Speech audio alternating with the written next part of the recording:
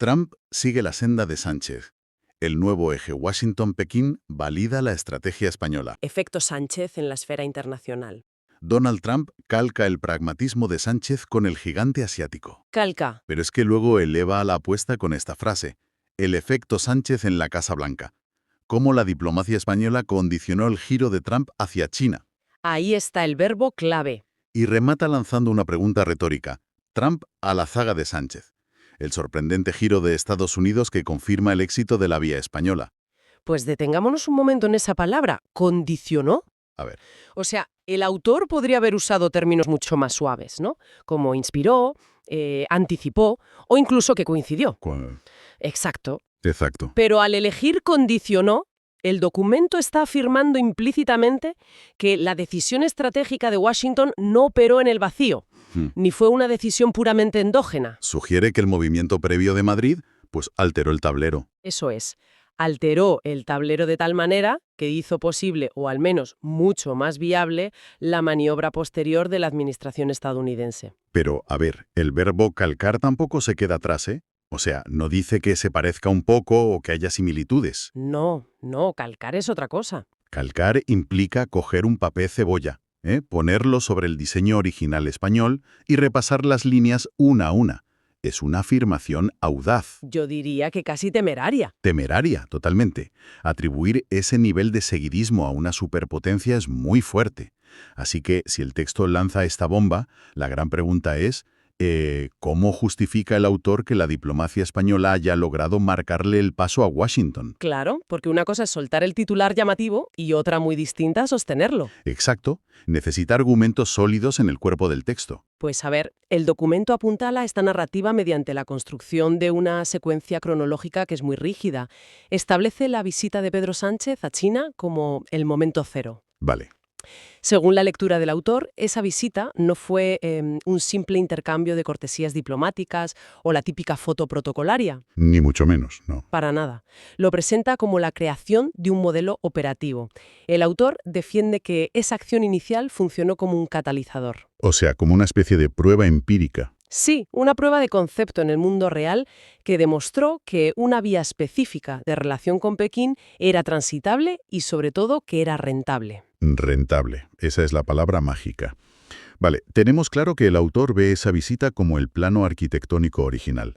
Entonces, necesitamos examinar con lupa cuáles son los cimientos de ese plano. Por supuesto. Porque si el texto afirma que Estados Unidos está copiando a España, pues hay que entender de qué está hecha exactamente esa receta original española que describe el documento. El texto sugiere que la estrategia española fue la primera en construir ese muro con éxito frente a China, demostrando que se podía seguir facturando, exportando e importando. Sin que el ruido del choque político dinamitara los contratos. Exacto.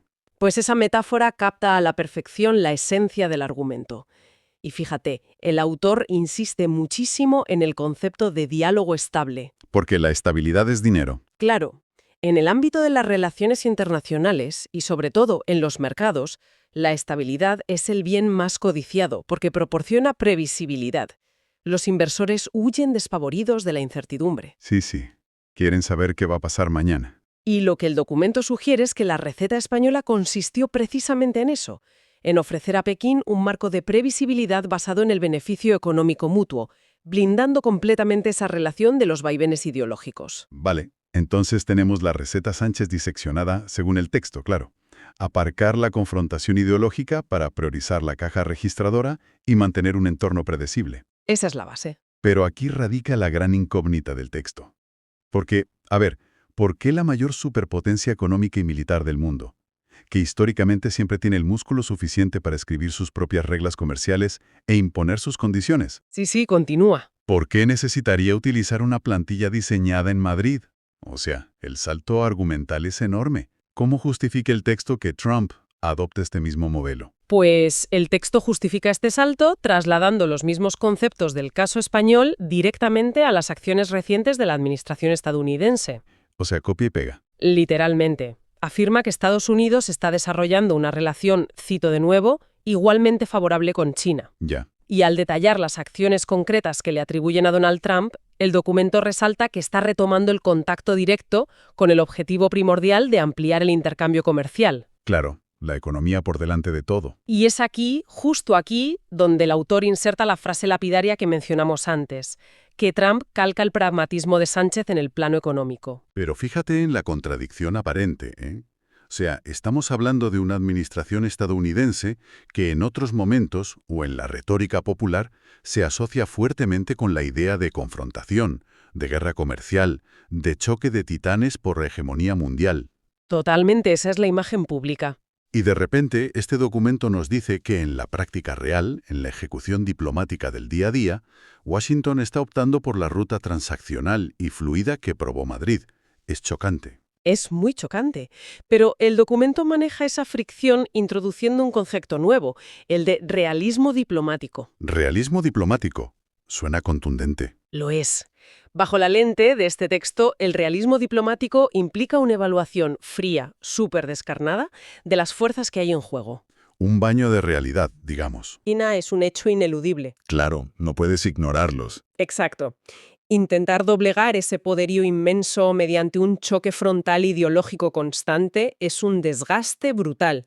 Y es un desgaste que perjudica directamente los propios intereses económicos estadounidenses. Por tanto, la adopción del modelo español no sería un acto de sumisión, sino de puro cálculo de intereses. Exactamente. O sea, el texto plantea que ser la potencia hegemónica también tiene un coste enorme. El riesgo masivo si te equivocas de estrategia. Claro. Podríamos interpretar que, en la visión del autor, Washington no podía permitirse el lujo de ser el primero en romper el hielo con esta nueva forma de relacionarse con Pekín. Es una forma muy interesante de verlo.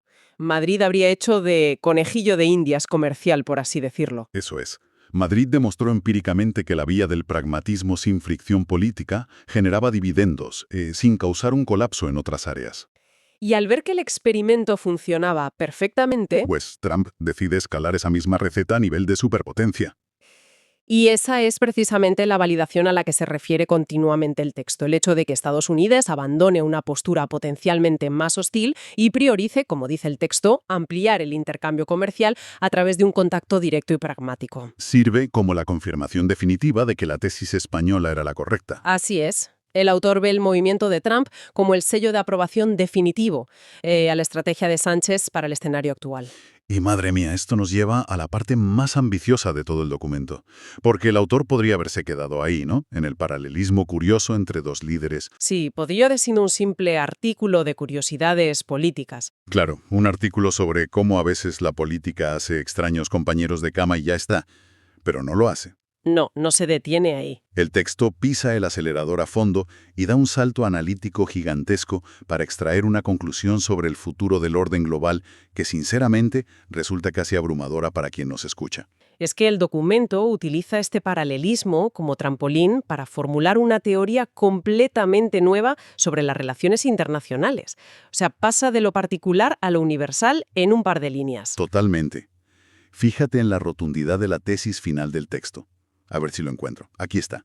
Afirma que la estabilidad global hoy solo es posible mediante un marco de intereses compartidos con Pekín. ¡Qué barbaridad de afirmación! Y declara que esta estrategia del diálogo fluido, nacida como un experimento español, ha mutado.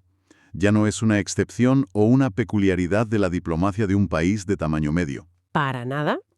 Según el autor, esto se ha erigido como el nuevo estándar de la relación transatlántica con el gigante asiático. Nuevo estándar. Tela. Es que la elección de las palabras nuevo estándar acarrea un peso conceptual enorme. O sea, un estándar no es simplemente una tendencia pasajera de esta década. Es la norma fundamental. Exacto. Es la norma fundamental por la cual se van a juzgar y medir absolutamente todas las interacciones futuras. El texto argumenta que la convergencia de estas dos administraciones marca directamente el fin de una era en la diplomacia. Es que es fascinante pensarlo así.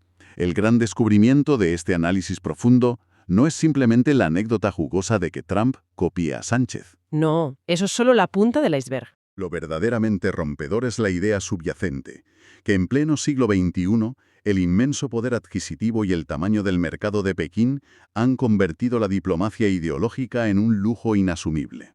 Un lujo muy caro, sí. Es como si el texto nos advirtiera que la diplomacia moderna ya no va de convencer al otro país para que adopte tu sistema de valores, ni de presionar por reformas políticas. Va pura y exclusivamente de no perder tu cuota de mercado. Sí, el documento describe en esencia la victoria aplastante de la fuerza gravitacional de la economía sobre las órbitas tradicionales de la política. Qué buena forma de expresarlo. A ver, nos presenta dos administraciones, la de Washington y la de Madrid, que operan en espectros políticos que muchos considerarían, bueno, opuestos en la inmensa mayoría de las áreas de política interna y externa. Es que son la noche y el día en casi todo. Pero, sin embargo, frente al desafío monumental que supone gestionar la relación con China, ambas convergen de manera casi idéntica en este enfoque pragmático. O sea, da igual el color político del gobierno de turno. Exacto. El texto nos dice que cuando te sientas a la mesa con Pekín, el manual de instrucciones se reduce a una sola página. Pragmatismo económico y diálogo fluido. Y punto. Cualquier otra cosa pone en riesgo esa estabilidad global que, según la fuente, ahora depende exclusivamente de tener intereses comerciales entrelazados. Es que quien nos escucha debe dimensionar esto porque tiene mucha miga. Si el autor tiene razón, cada vez que leamos una noticia sobre tensiones entre grandes bloques, debemos rascar la superficie ideológica. Porque todo eso es ruido. Exacto. Es puro ruido, porque probablemente las verdaderas decisiones se están tomando bajo este nuevo estándar de intereses de mercado puro y duro. Y fíjate que el texto cierra su argumentación recordando que este nuevo consenso transatlántico no surgió por generación espontánea, Ni fue un mandato divino. ni fue impuesto por un dictado de Washington hacia sus aliados, que suele ser lo habitual. Fue la vía descubierta y pavimentada inicialmente por la diplomacia española. Claro. Ese es el círculo perfecto que cierra el autor. La anomalía de Madrid se convirtió en la regla de Washington y, al hacerlo, reescribió el manual para el resto de los aliados occidentales.